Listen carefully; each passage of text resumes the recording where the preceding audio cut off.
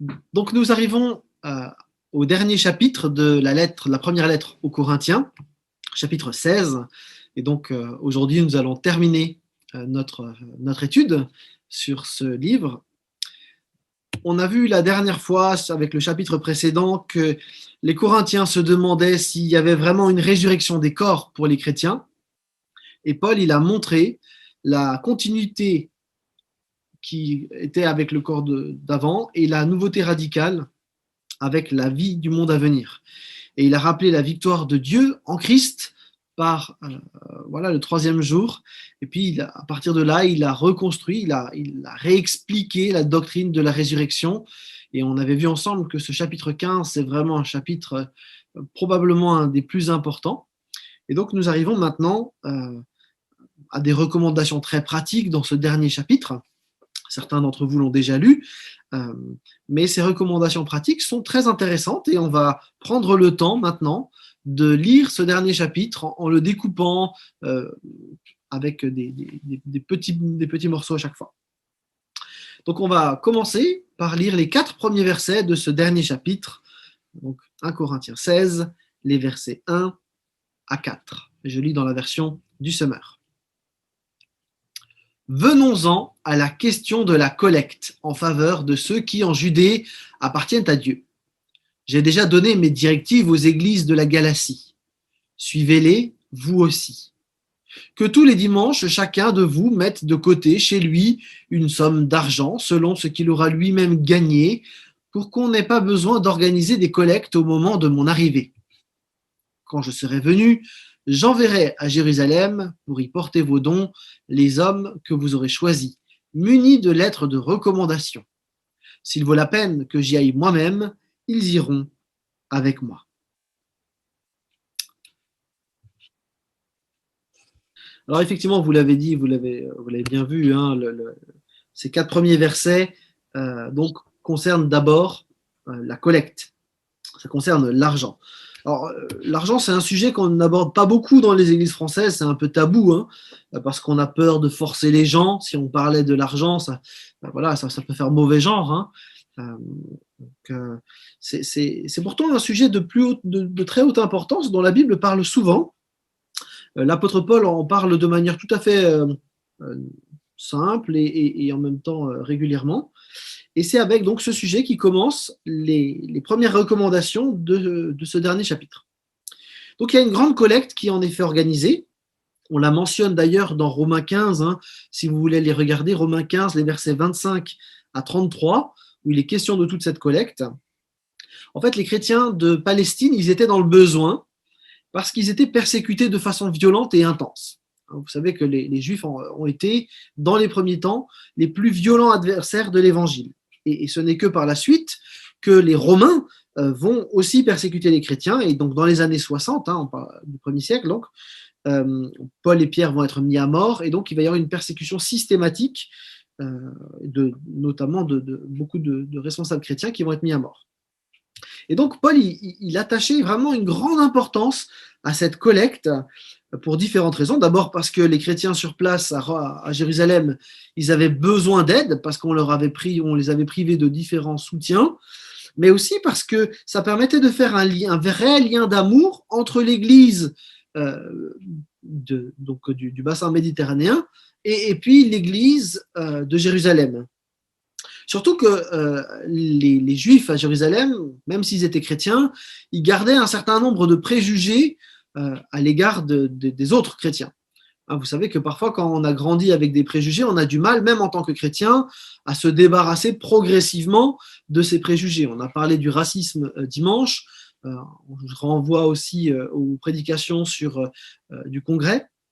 Mais il y a vraiment cette invitation à vivre une humanité nouvelle avec le mur de séparation entre juifs et non-juifs qui est tombé en Jésus-Christ, et bien maintenant de le vivre de manière concrète. Et donc pour Paul, cette collecte, c'est une manière très concrète de vivre l'Église d'un point de vue général. Et donc la manière dont les chrétiens d'origine non juive allaient répondre à cette collecte allait pouvoir incarner vraiment cette nouveauté à vivre en Église. On le dit souvent, hein, on en a parlé, mais vraiment Dieu veut unir toutes les nations, toutes les ethnies, toutes les cultures dans un seul et même projet, le peuple de Dieu, la cité de Dieu, le royaume de Dieu. C'est vraiment cette idée-là. Et on a un témoignage puissant à rendre quand on est unis ensemble dans notre diversité. Ça touche beaucoup de gens de voir des gens qui sont très différents finalement, qui prennent du temps ensemble pour lire la Bible, pour la méditer, pour avancer ensemble. Et donc, cette diversité, elle va passer par des actes concrets, pas juste par une déclaration d'intention, mais véritablement quand les uns et les autres commencent à vivre ensemble.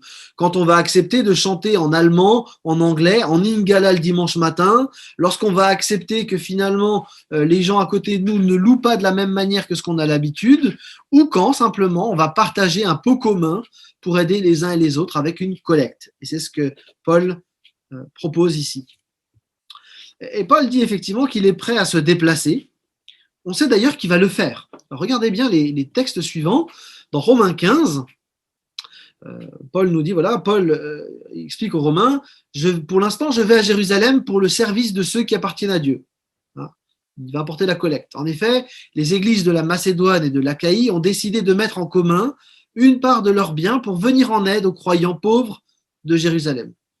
Donc, vous voyez, il va vraiment porter cette collecte. Dans Acte 24, on a la même mention. Après plusieurs années d'absence, je suis revenu dans mon pays pour apporter une aide en argent aux gens de mon peuple et pour présenter des offrandes à Dieu. Donc, il a véritablement apporté cette collecte. Je vous ai dit, c'était un enjeu stratégique pour Paul que de montrer aux chrétiens de Jérusalem que les chrétiens d'origine païenne, ils faisaient partie du même bateau. Et quand on voit un petit peu les tensions qu'il y a eu au 1er siècle, quand vous lisez Acte 10, où il faut plusieurs moments pour que Pierre enfin accepte que les païens puissent faire partie de l'Église. Vous voyez Acte 15, où il faudra un concile, où finalement ça va débattre pendant des heures jusqu'à ce qu'on accepte que les païens puissent être chrétiens. Il y a quelque chose là où Paul vraiment insiste pour montrer un acte concret, un cadeau de la part des chrétiens d'origine païenne. Et ça vaut la peine de réfléchir là sur ce cadeau qui va être posé par les non-juifs pour les juifs. C'est un acte posé pour l'Église. J'aime bien ce proverbe qui dit « Un cadeau offert en secret apaise la colère et un présent glissé en cachette calme la plus violente fureur. » Parfois, la communication, elle est bloquée. Là, c'était très compliqué, en tout cas entre juifs et non-juifs. Parfois, ça va être entre des personnes qui ne se connaissent pas bien.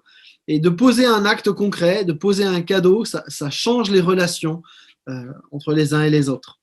Et j'aimerais nous encourager à ne pas hésiter à montrer des marques d'amour de cette manière-là, au sein de l'Église, mais au-delà, peut-être à nos voisins, etc. Parfois, dans notre culture, on est très indifférents finalement les uns avec les autres, qu'on puisse poser des actes concrets d'amour.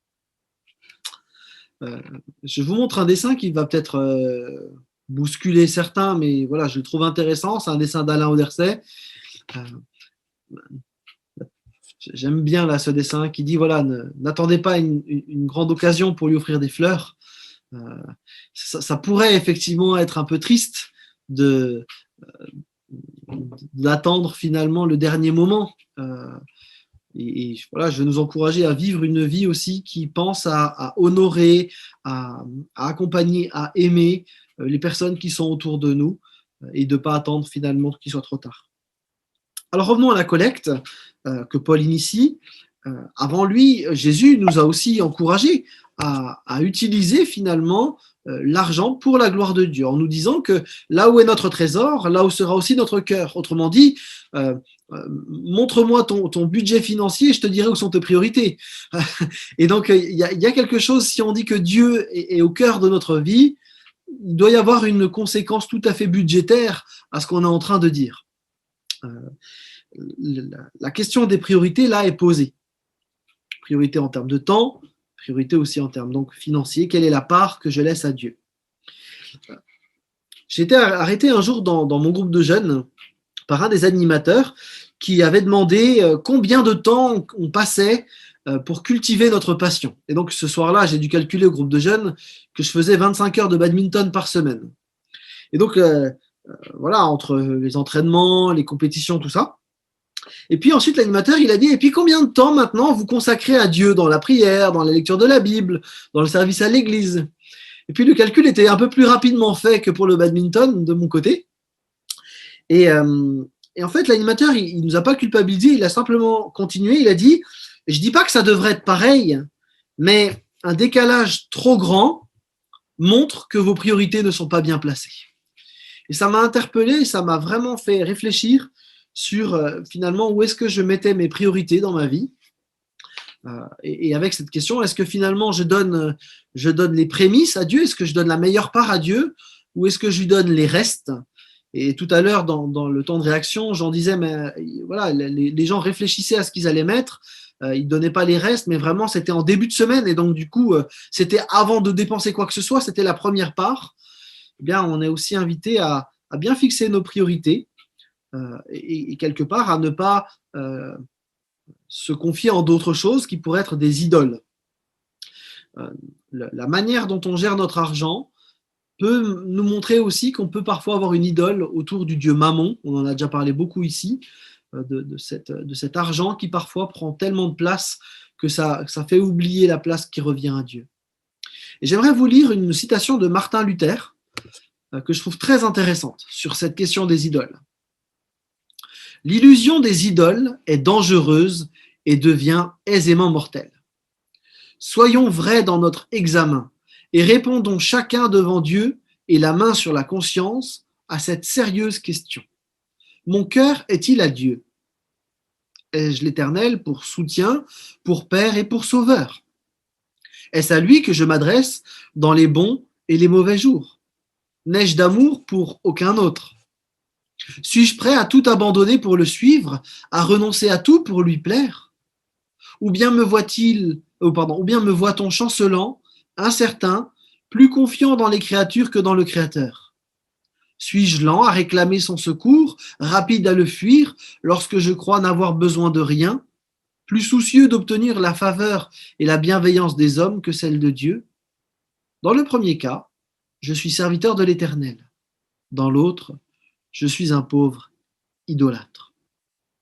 En fait, selon là où on met nos priorités, on peut, pour chacun soi-même, il ne s'agit pas d'aller juger un tel ou un tel, mais pour nous-mêmes, se poser la question si finalement on est véritablement serviteur de l'Éternel ou idolâtre. Et je crois qu'en fait, on est plus souvent idolâtre que ce qu'on veut bien se le dire à soi-même.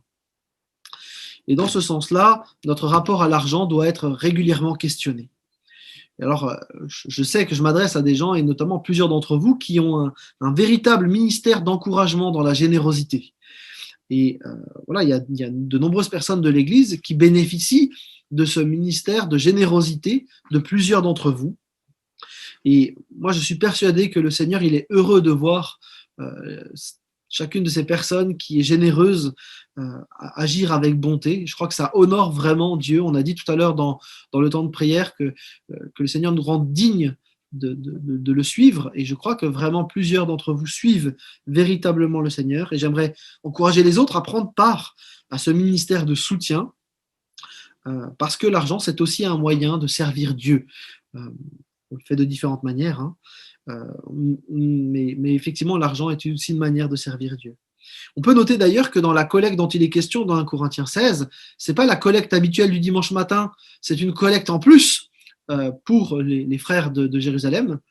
Et à l'époque, les gens n'étaient pas mieux lotis qu'aujourd'hui, hein. Donc il y avait un véritable effort de générosité qui était demandé par Paul et qui était vécu par les chrétiens. Et de la même manière, on est invité à vivre aussi cette générosité-là.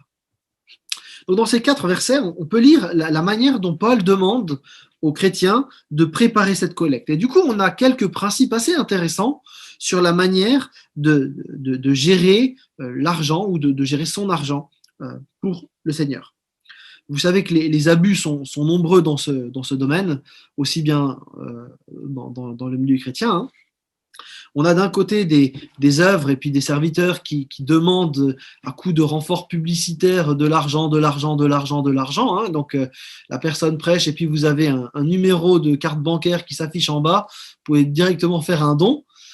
Donc ça, c'est une mauvaise pratique. De l'autre côté, vous avez des endroits où on n'en parle jamais et où les chrétiens vont à l'église en pensant que finalement le serviteur ou le missionnaire qui est là, ben, en fait c'est gratuit, ça vient de voilà, et puis on donne rien dans la collecte, on met l'euro symbolique de temps en temps, et puis l'église profite d'un missionnaire à plein temps, alors que le budget de l'église il est à hauteur de 500 euros par an, quoi. Et donc c'est deux dérives qui sont pas acceptables. Et donc, dans notre texte, Paul nous donne quelques recommandations et on peut les regarder d'un peu plus près. D'abord, il est question de chacun de vous.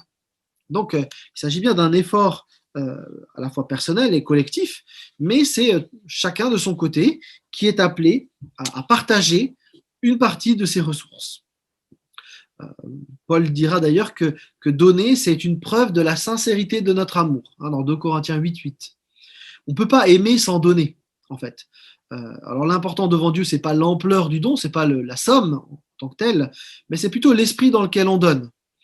Et on prend souvent l'exemple de cette veuve, hein, que Jésus met en avant, qui met 2 leptons dans la collecte. Hein. Les leptons, c'était la pièce de monnaie la plus petite en Israël. En fait, il en fallait 128 pour faire juste un jour de salaire. Donc, elle donne un 228e, si vous voulez, de salaire.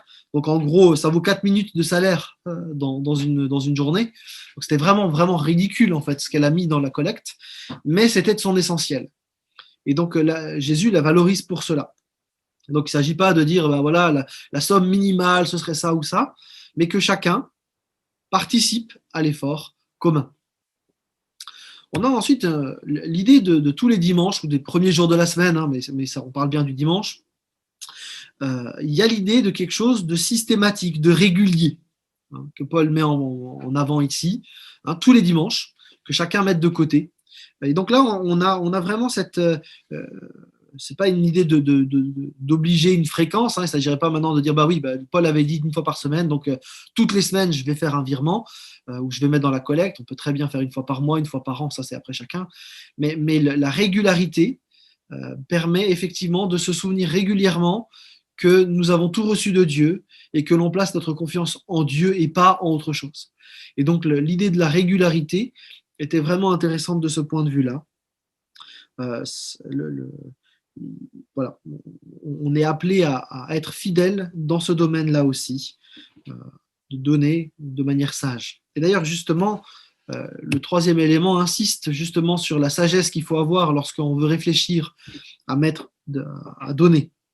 On peut dire, hein, que Paul ne conseille pas du tout la dîme, le 10e des revenus, qui était exigé dans l'Ancien Testament.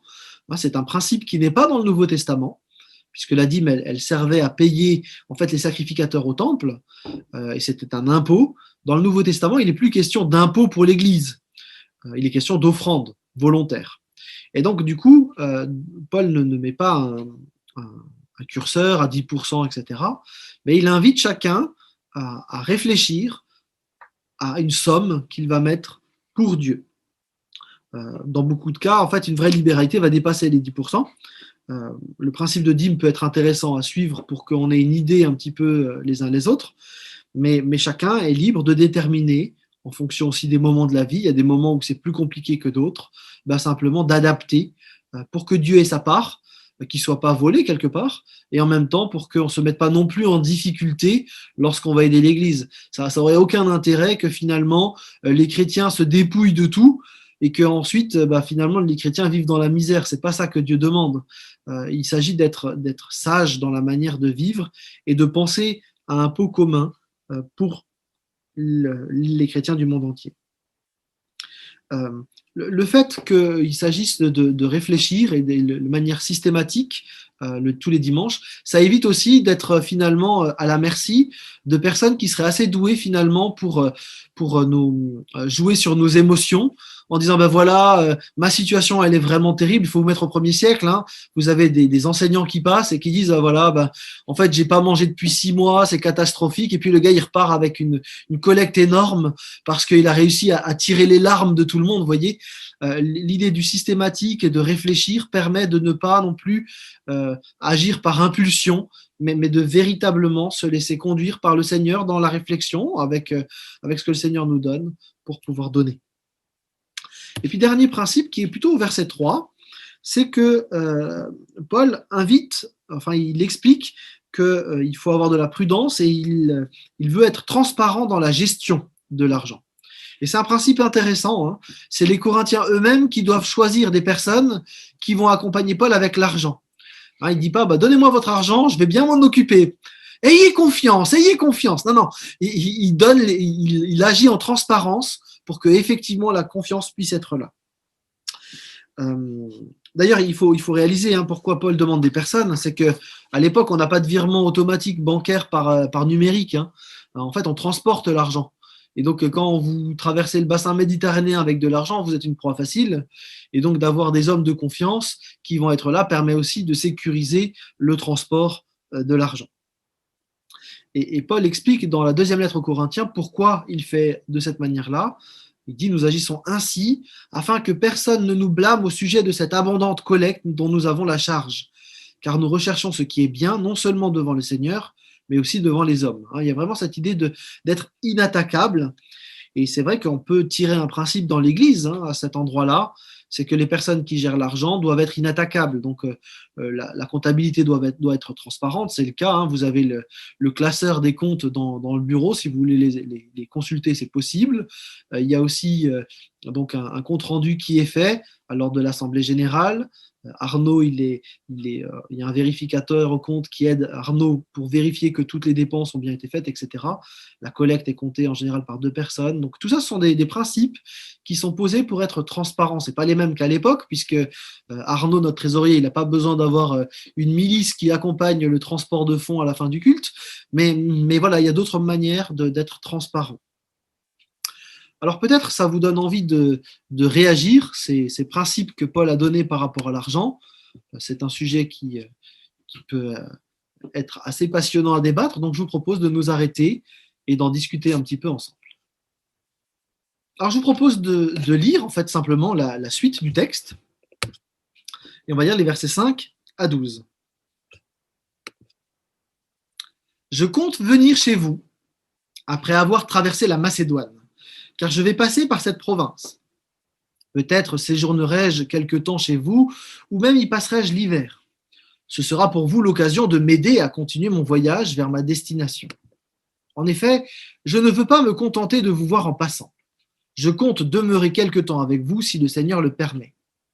Pour le moment, je vais rester à Éphèse jusqu'à la Pentecôte, car j'y ai trouvé de grandes possibilités d'action, en même temps que beaucoup d'adversaires.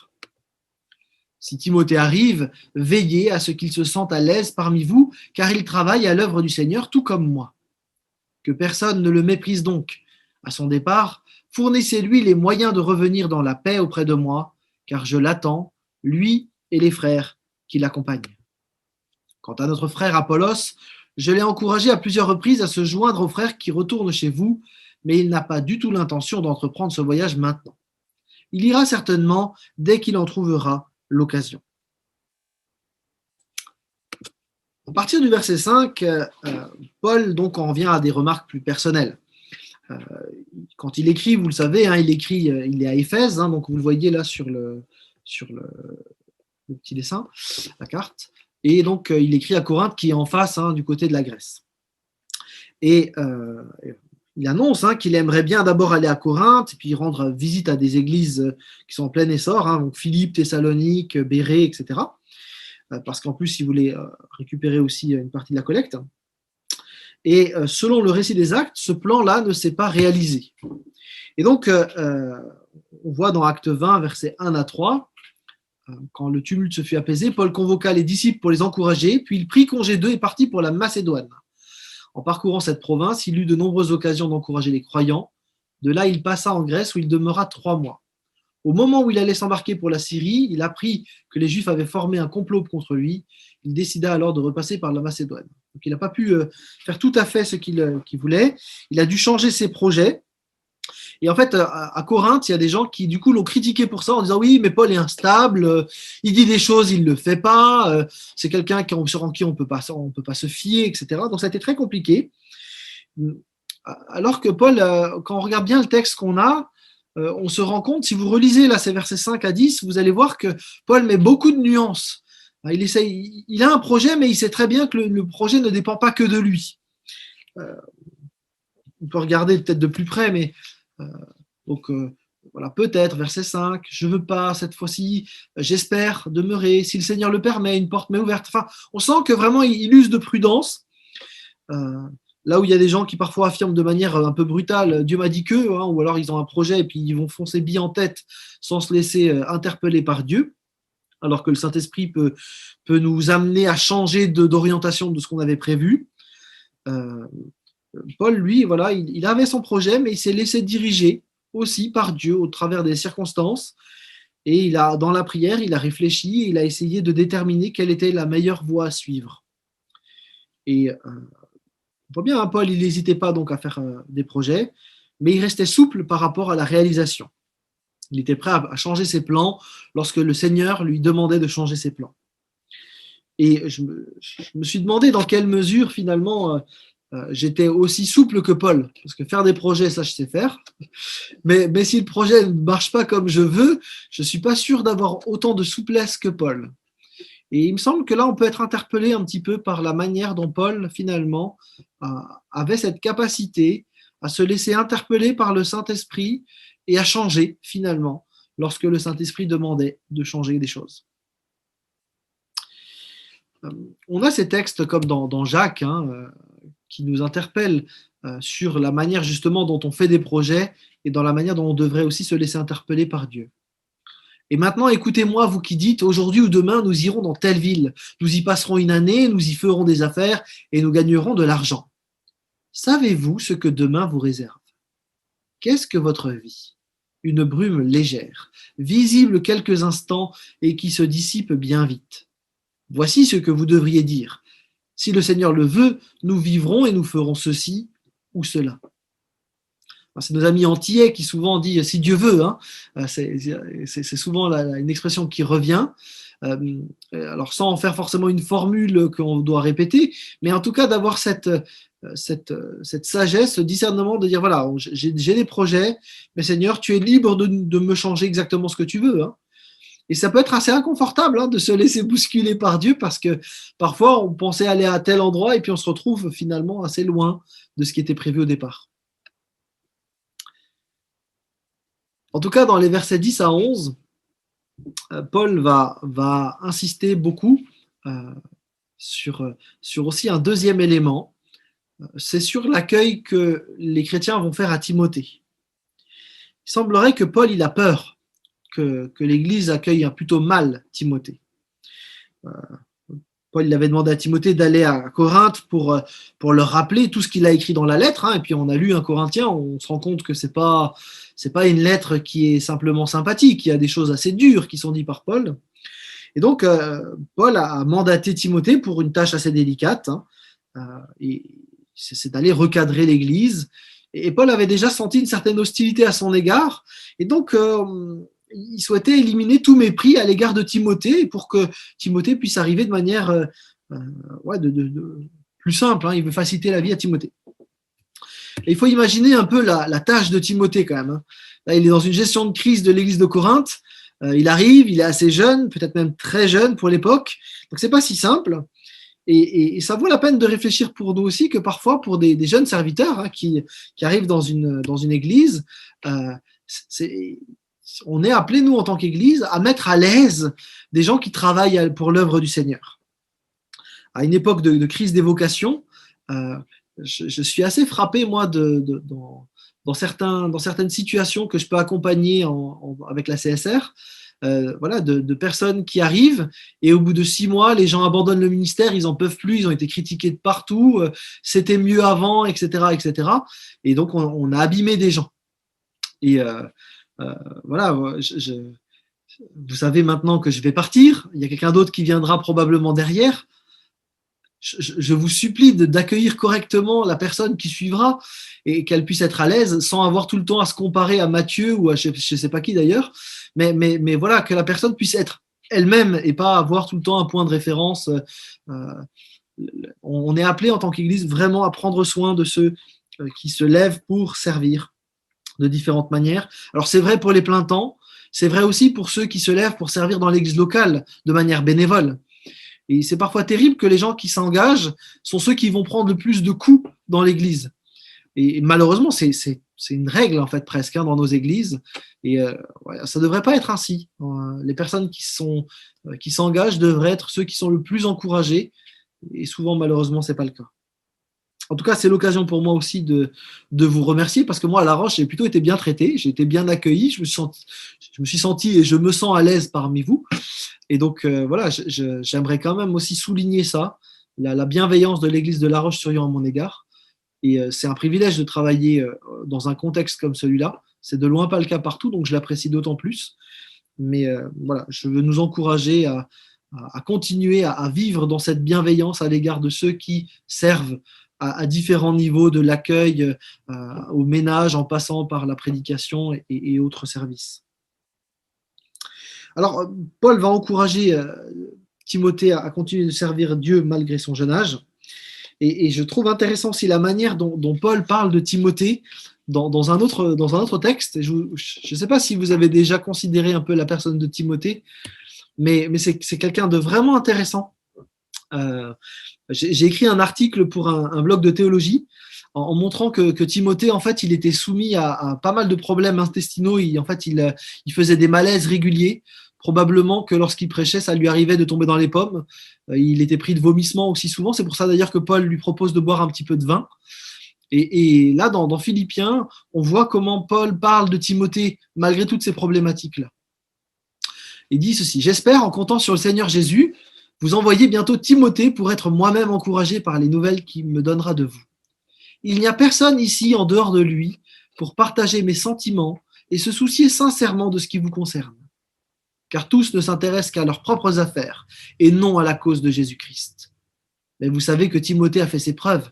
Comme un enfant aux côtés de son père, il s'est consacré avec moi au service de l'Évangile. C'est donc lui que j'espère pouvoir vous envoyer dès que je verrai quelle tournure prennent les événements pour moi. Là, on a avec Timothée un beau modèle d'un jeune qui veut servir le Seigneur. Ouais, c'est beau de voir un jeune comme ça. Et voilà, Paul l'encourageait vraiment à servir. Et parfois, la génération du dessus a du mal à accepter que la génération du dessous prenne la suite.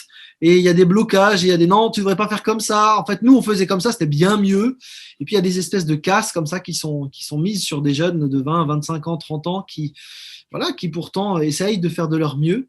Et on est appelé, du coup, à encourager plutôt ces jeunes, plutôt que de dire tu parles trop vite, c'est pas bien, etc., mais de vraiment encourager ceux qui se lèvent pour le service. D'ailleurs, Paul, il n'encourage pas seulement à une sorte de confort pour Timothée, mais dans Corinthiens, il encourage aussi à lui fournir les moyens financiers pour pouvoir que ses besoins soient subvenus. C'est le verbe accompagner là qui est mis en avant. Fournissez-lui les moyens, donc l'hospitalité, le logement, la nourriture, aussi peut-être un accompagnement, s'il passe par des endroits dangereux, qu'il y ait des personnes de l'Assemblée qui l'accompagnent à ces endroits-là. Et donc, Paul encourage vraiment cette église de Corinthe à prendre soin de ce serviteur-là. D'ailleurs, au verset 6, il dit la même chose pour lui. Il souhaite recevoir aussi le même type de traitement lors de sa visite à lui. Alors, on ne sait pas si les Corinthiens ont bien respecté les désirs de Paul. En fait, on a plutôt l'impression, et c'est ce que les théologiens pensent, c'est que ça s'est plutôt mal passé. Certains pensent que la visite de Timothée, elle a provoqué une crise, et qu'en fait, Timothée, il a été humilié publiquement, que ça a été assez compliqué pour lui. Il est revenu avec de mauvaises nouvelles, et du coup, Paul a dû changer ses plans. Et c'est probablement pour ça qu'ensuite Paul a écrit donc aussi 2 Corinthiens, et qu'ensuite ce ne sera pas Timothée qui va y aller, mais c'est Tite qui va aller sur place à Corinthe. Voilà. Et donc là, il y a eu un changement et visiblement, en tout cas, le jeune serviteur Timothée, il a pris cher quand il allait à Corinthe. C'était une église compliquée et en fait, il a été laminé lorsqu'il allait à Corinthe. La gestion des églises et en particulier des églises en crise, c'est de loin pas une sinécure. Hein. Et il y a une habitude de critique qui est assez importante dans nos églises françaises. Et ça vaut la peine de simplement entendre que là, pour Corinthe, il y avait une mise en garde, ça n'a pas été fait, et puis Paul va devoir les reprendre très sévèrement. On a une lettre entre 1 et 2 Corinthiens, une lettre perdue, qui a été très, très dure de la part de Paul, où probablement il a mis les points sur les i. Et donc dans 2 Corinthiens, il revient un petit peu avec plus de douceur, mais on n'a plus cette lettre entre les deux, mais ça a été une lettre très, très difficile. Si jamais c'est un sujet qui vous intéresse, là, les tensions pastorales, vous avez un article sur Point.to qui est assez intéressant sur les difficultés liées au ministère. Et c'est un article très bien fait par un de mes amis là, qui met justement en avant la tension que vivent les pasteurs aujourd'hui. C'est vraiment bien fait. On a dans notre texte en fait 3 interpellations quasiment consécutives où Paul exhorte les lecteurs à honorer ceux qui travaillent à l'œuvre de Dieu. Verset 10, verset 16, verset 18. Et donc, cette insistance montre bien un petit peu à la fois la crainte de Paul, mais aussi son désir finalement que les personnes qui s'engagent à différents niveaux soient respectées, soient encouragées, honorées de ce point de vue. Ensuite, il parle d'Apollos. On pense que c'est les Corinthiens qui avaient demandé que Paul envoie Apollos, puisque Apollos était un grand orateur, il avait été très apprécié dans l'Église, et certainement, plusieurs théologiens pensent que des Corinthiens avaient tout fait pour dégoûter Timothée en disant « mais nous on veut Apollos, quoi ». Donc Timothée n'était pas un bon orateur, en plus tu tombes dans les pommes, au moins Apollos, lui c'est un bon, quoi, c'est un vrai théologien, on n'a pas besoin d'un Timothée là, qui sort de nulle part, on veut du calibre, quoi. Et donc il y avait probablement là quelque chose de malsain dans l'église de Corinthe. Et la réponse de l'apôtre, elle surprend parce que, en fait, Paul, il encourageait Apollos à revenir à Corinthe.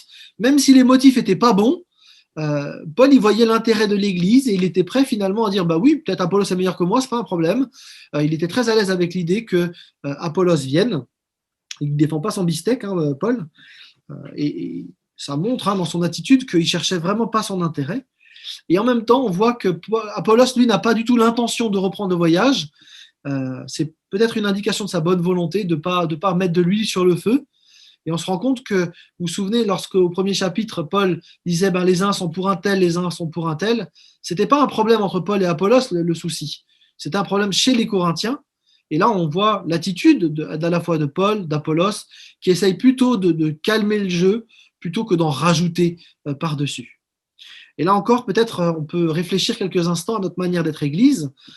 Certains apprécient un tel ou un tel, mais c'est le même Seigneur.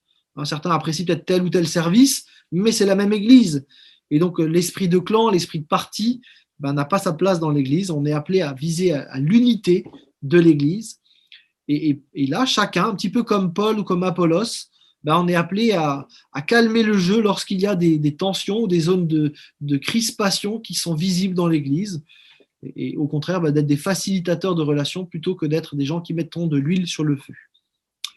Donc, je vous propose de faire une pause maintenant et de réagir à ce qui a été partagé. Et je vous propose donc maintenant de lire la fin de ce chapitre, mais aussi du coup de tout le livre qu'on a étudié cette année, à partir du verset 13 donc. Soyez vigilants, demeurez fermes dans la foi, faites preuve de courage, soyez forts. Que l'amour inspire toutes vos actions. Encore une recommandation, frère. Vous connaissez Stéphanas et sa famille. Vous vous souvenez qu'ils ont été les premiers à se convertir au Seigneur dans toute l'Achaïe. Vous savez qu'ils se sont spontanément mis au service de ceux qui appartenaient à Dieu.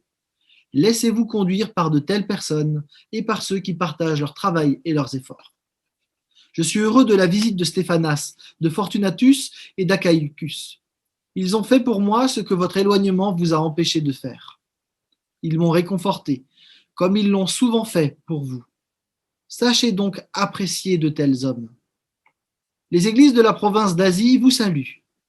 Aquilas et Prisca vous envoient leurs salutations au nom du Seigneur, ainsi que l'église qui se réunit dans leur maison.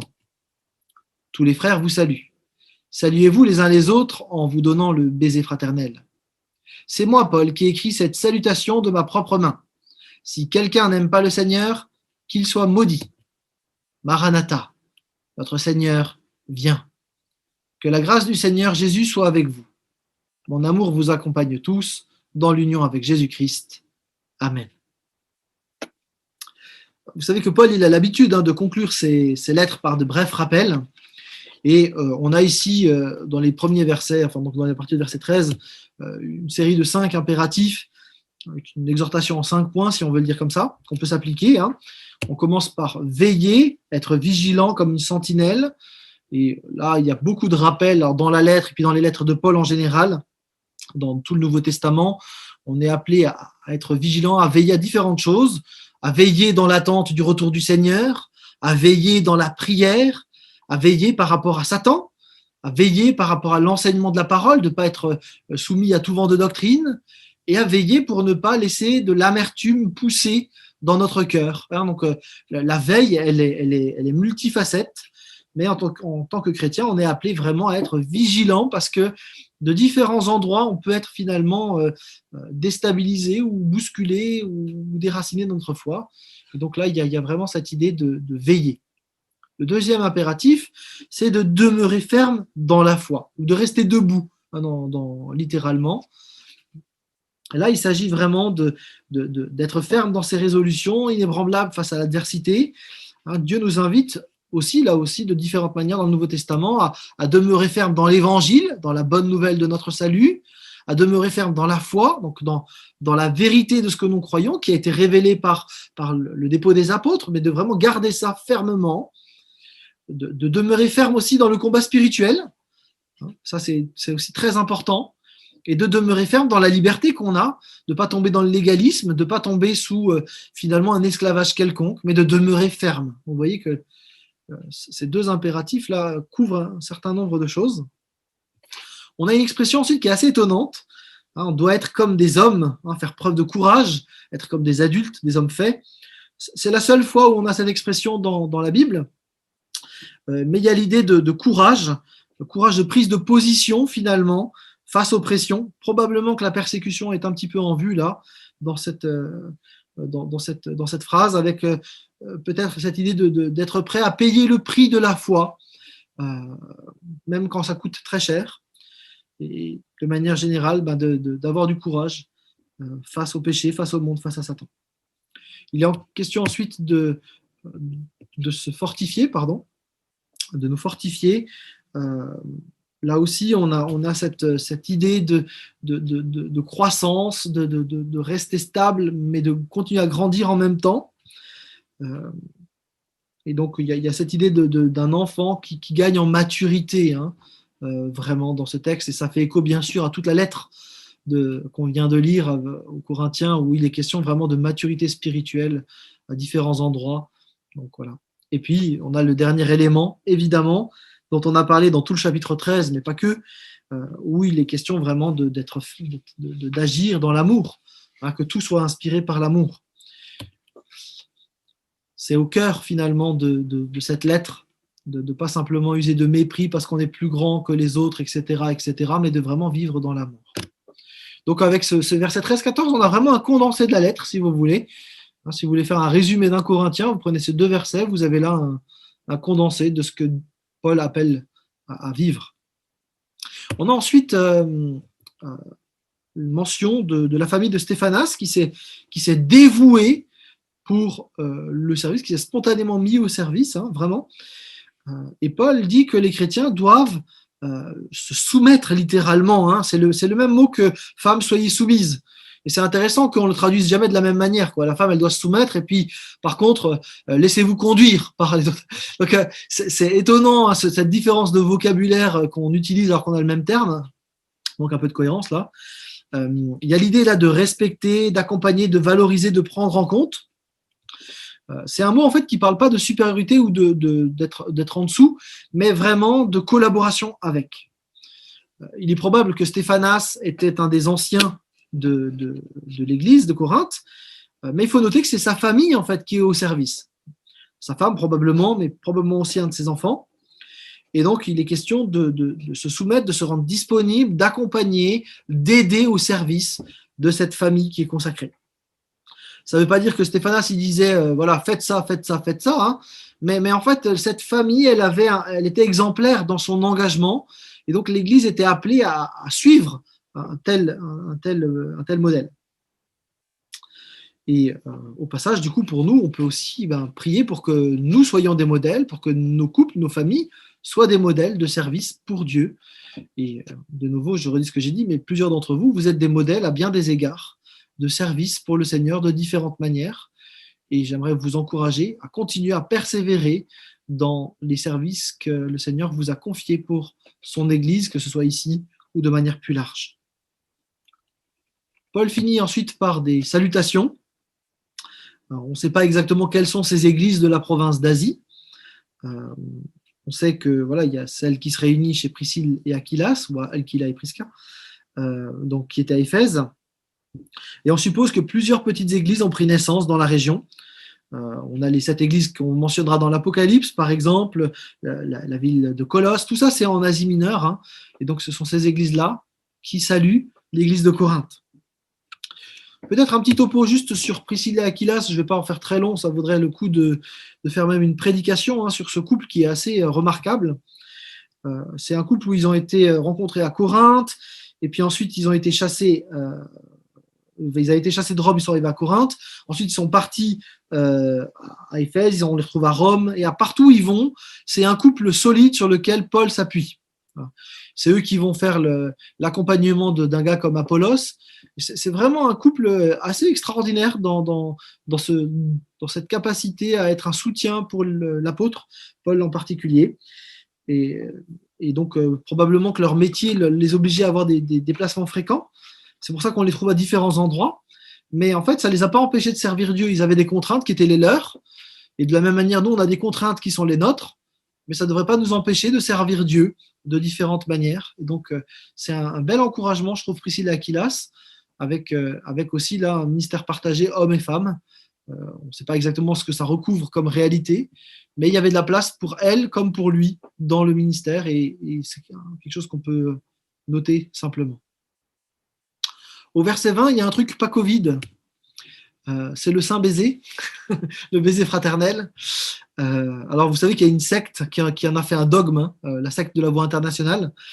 Il ne s'agit pas du tout dans l'Église de dire, voilà, si on n'est pas une Église, si on ne fait pas le saint baiser fraternel, là. En fait, le baiser, c'est la salutation fréquente ou courante au 1er siècle.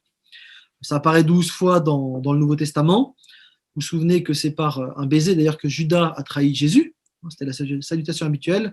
Et c'est probablement en référence à Judas que Paul parle d'un saint baiser, en disant que voilà, ce soit un baiser qui soit dénué de toute hypocrisie. C'est le salut, ça va bien, et puis derrière, mais tu sais ce qu'il m'a dit, lui, c'est pas acceptable. Il s'agit vraiment de vivre quelque chose de l'ordre de la fraternité, de la communion. D'ailleurs, dans l'Église primitive, on le sait par la Didaché, qui est un texte qui date un tout petit peu plus tard que le Nouveau Testament, que finalement, avant la scène, on faisait le saint baiser. On s'embrassait avant de prendre la scène ensemble, et c'était dans ce cadre-là que s'il y avait quelque chose qui n'était pas réglé, on réglait le problème et ensuite seulement on passait au temps de communion. Donc c'était intéressant. Donc voilà, le baiser fraternel, c'était l'expression symbolique, voilà, de l'amour, du pardon, de l'unité, de la fraternité qu'il y avait. On fait partie de la même famille. Donc voilà, c'est différentes choses. Et donc, comment on le conjugue aujourd'hui? Comment on le conjugue aujourd'hui en période Covid? Bon, d'une autre manière, mais l'intention est la même. C'est-à-dire qu'il s'agit de ne pas vivre des rapports hypocrites, mais des rapports fraternels entre nous. Et puis donc, Paul prend la plume ensuite. Il avait donc un secrétaire. Vous savez qu'à l'époque, c'est ce qui se fait. On dicte sa lettre et donc le secrétaire note. Et donc là, Paul prend simplement la plume pour pouvoir écrire de sa propre main, parce que ça permet d'attester que c'est bien lui qui écrit la lettre et que ce n'est pas un pseudépigraphe, que ce n'est pas quelqu'un qui se fait passer pour Paul. Donc, on a une trace de son écriture. Et en même temps, du coup, la conclusion qu'il écrit, elle est un peu violente. Si quelqu'un n'aime pas le Seigneur, qu'il soit maudit, ça choque profondément beaucoup des lecteurs. mais il y a en fait quelque chose d'assez simple, c'est que si quelqu'un n'est pas prêt à adorer Dieu, à reconnaître sa supériorité, ben de fait, il est maudit. Hein. C'est dur, c'est pas audible dans notre 21e siècle de tolérance à tout va, mais n'empêche que voilà, on insiste à nouveau sur l'exclusivité du salut en Jésus-Christ à la fin de cette lettre.